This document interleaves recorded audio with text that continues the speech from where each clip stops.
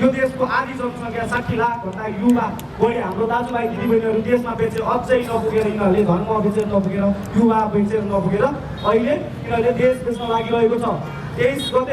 23 गते आन्दोलनमा जाँदै गर्दाखेरि साँच्चै भन्दाखेरि मैले युद्ध गरेकै हो।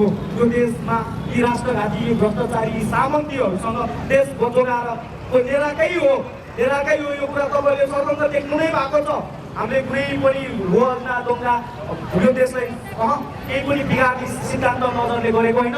यो देशलाई जोगाउनको लागि यी राष्ट्रघातीले यो आमा नेपाल आमालाई चुसी खाए सिद्ध्याए भनेर हामीले देशलाई हाम्रो साथीहरू मरेर अङ्गभङ्ग भएर जोगाएर लिएर आएको। आज हेर्नुहोस् न यति अन्यायमा परेको छ। फेरि त्यही चोरहरूलाई देश जिम्मा दिनलाई मरि हत्या गरेर सुशीला आमा लागिरहनु भएको छ। प्रहरी साथीहरू यति दुःख पाउनु भएको छ। प्रहरी साथीको आवाज सधैँभरि गृहमन्त्रीज्यूको आवाज क्षमा गर्नु मान्छे म हो।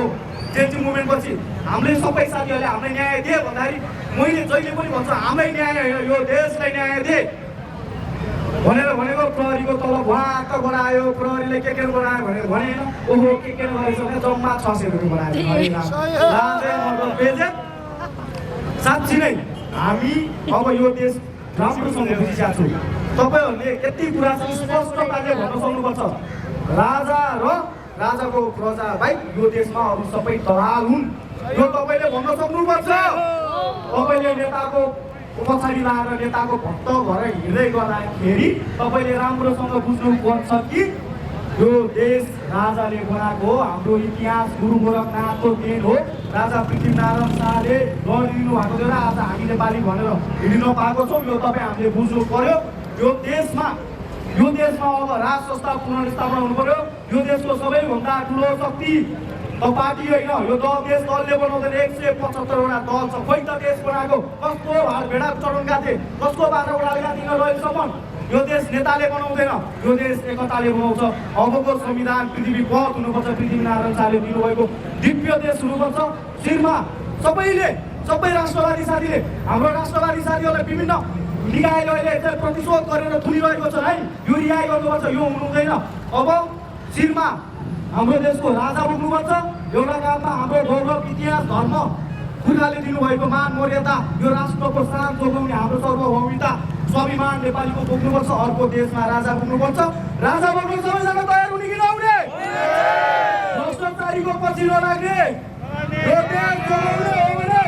यो देश जोगाउने हो भने हामीले लडेको युद्ध हाम्रो लागि होइन। हामीले लडेको युद्ध यो देश र हाम्रो पुर्खाको लागि हो।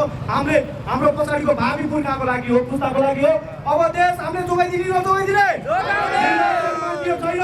हाम्रो घाइते भएको साथीहरू अझै पनि सडकमा सुतिरहनु भएको छ। सडकमा आवरण अञ्चलको रूपमा तर्किरहनु भएको छ। आज 4-5 दिन भइसक्यो। यो देशले के खोजेको रहेछ? राजा हो कि होइन? यो देशमा सबै मान्छेलाई अहिले पनि मैले भनिरहेको छु यो जेन्जी मुभमेन्टको घाइते पछिबाट दाइ हामीसँगै गरेर मैले त्यो दिन पनि बोलेको। राजालाई यो देशमा कसैले न्याय पाउँदैन।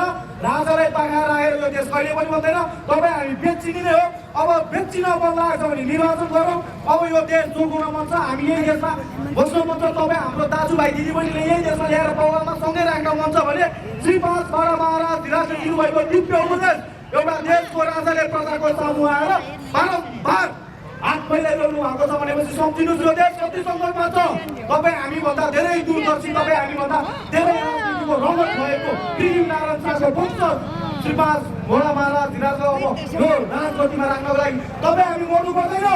तपाईँहरूभन्दा पहिला सुरु म मर्छु अरू। तर अब श्री 5 भोला महाराजले भन्नुभएको एकता कायम हुनुपर्छ। त्यो एकतालाई टुक्राएर कुनै पार्टीले निर्वाचनमा गएर यो लोकतन्त्र गणतन्त्र के भनेर भन्छ नि यो कुरा यथार्थ बुझ्नुहोस् कि यिनीहरूले लोकतन्त्र र प्रजातन्त्रको बयान गर्दाखेरि हाम्रो श्री 5 भोला महाराजले आफ्नो गद्दी दाउमा राखेर ल्याइदिएको जनताको शासन प्रत्यक्ष चला भनेर ल्याइदिएको आज भ्रष्टाचारको अन्त्यको विरोध गर भनेर सडकमा उत्रै गर्दाखेरि हामीलाई ड्याङ बोलिहाल्यो। यस्तो व्यवस्था यो व्यवस्थाले मलाई ढालेको छ। हेर्नुहोस् हामी राष्ट्रवादी एक किता भएर हाम्रो दाजुभाइ दिदीबहिनी हामी जस्ता युवालाई ढाल्ने गणतन्त्र हामी ढाल्यो।